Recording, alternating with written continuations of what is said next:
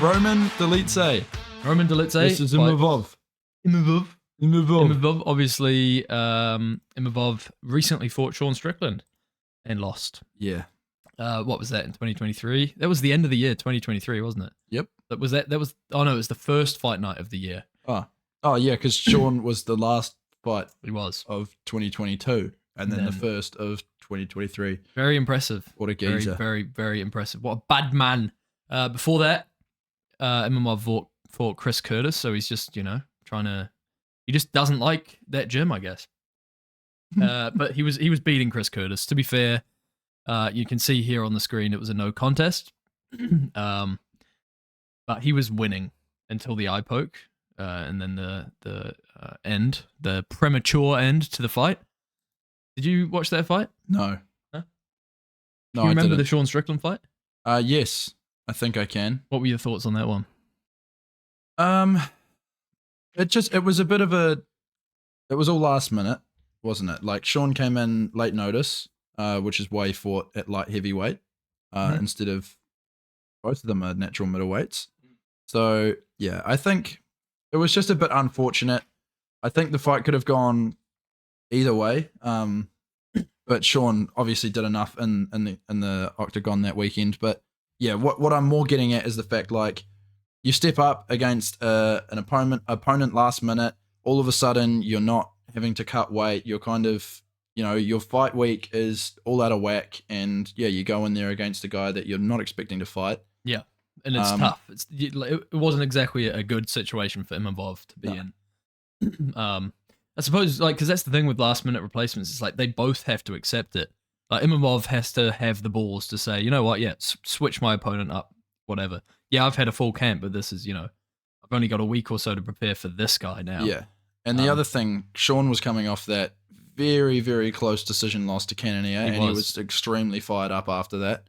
Correct, yeah. And it was only, 2 weeks after that? Yeah, like 2 or 3 weeks, yeah. It wasn't long. No, and yeah, it just shows what a badass Sean Strickland is. But again, close fight with Sean. So this guy, he's got some real good hands. I don't think he's got the biggest power in the UFC or in the middleweight division, but he's got quick hands. He's got a good jab. He's good at keeping people at distance and using his range and his length to be able to kind of keep them there. Like, for example, Chris Curtis, who's much better at dirty boxing in close. He was able to keep him on his range and not allow him to implement his game plan. Pretty impressive from this guy.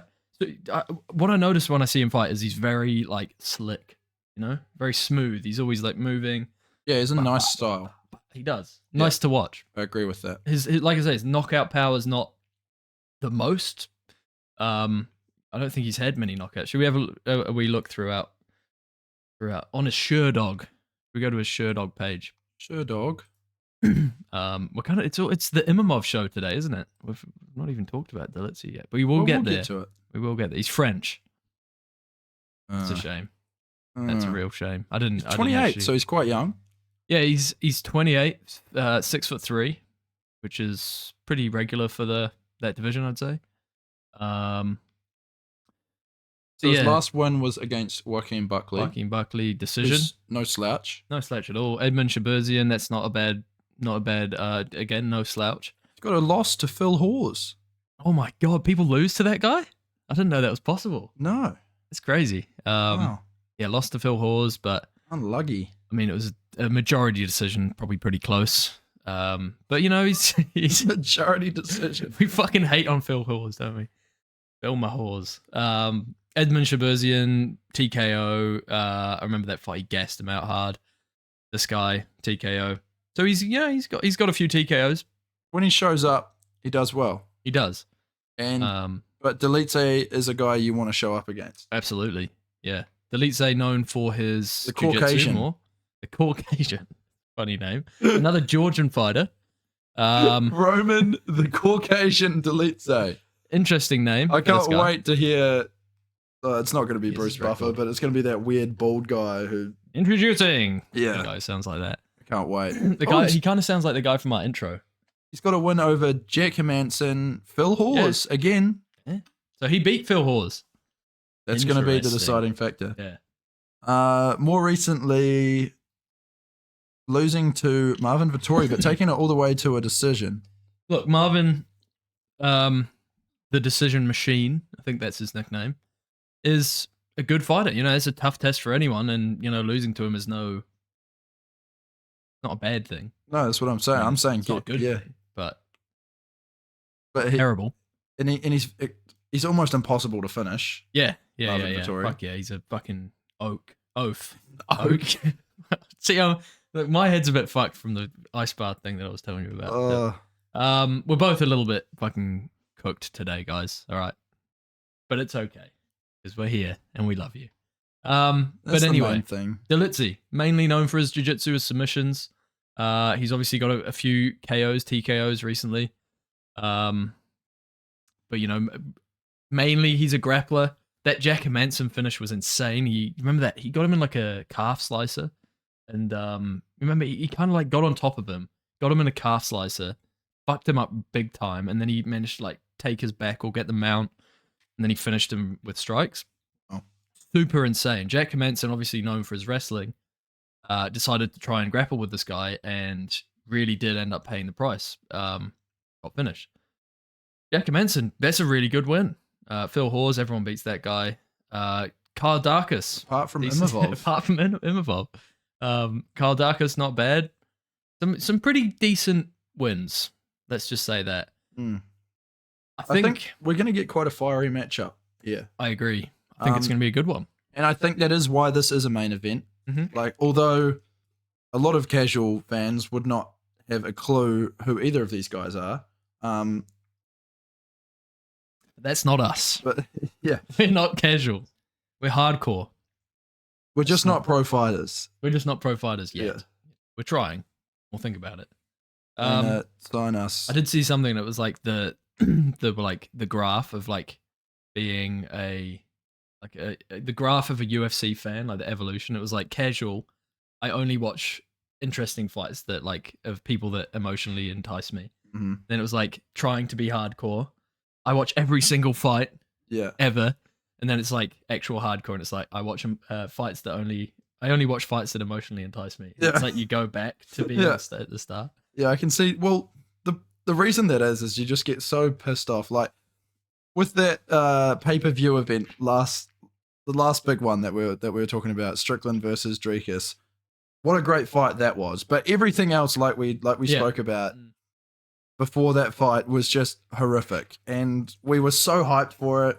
There were so many interesting looking matchups on it, but it just the juice wasn't worth the squeeze at the end of the day. I like that. Juice wasn't worth the squeeze. That's a good one. I like that. I might use that.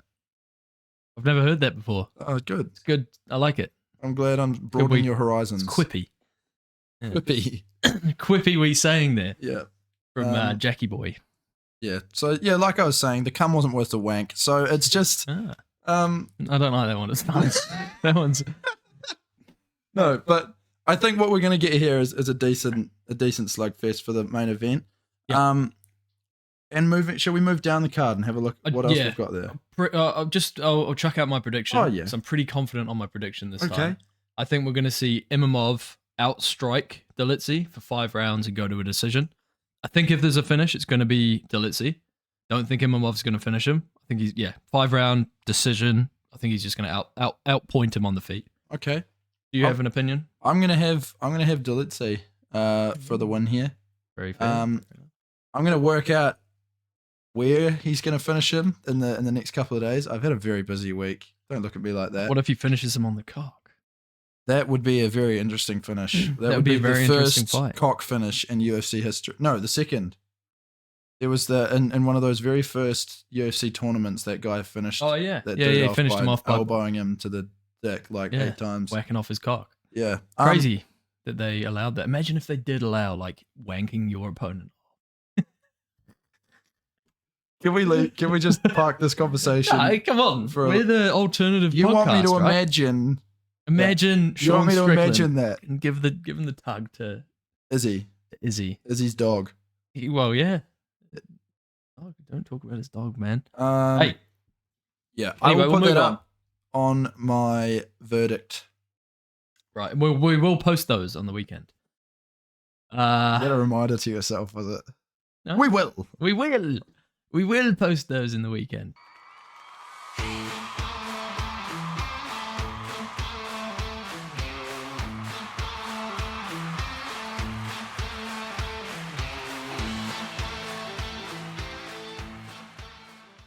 Hey guys, thank you very much for watching this short episode of Combat Corner. If you like what you see, we've got lots of long form content below and lots of other videos like this. So feel free to go along and check it out. We really appreciate all your support. Thanks again for watching. Thank you very much. Like, subscribe, comment, share it around. Have a good day. Peace.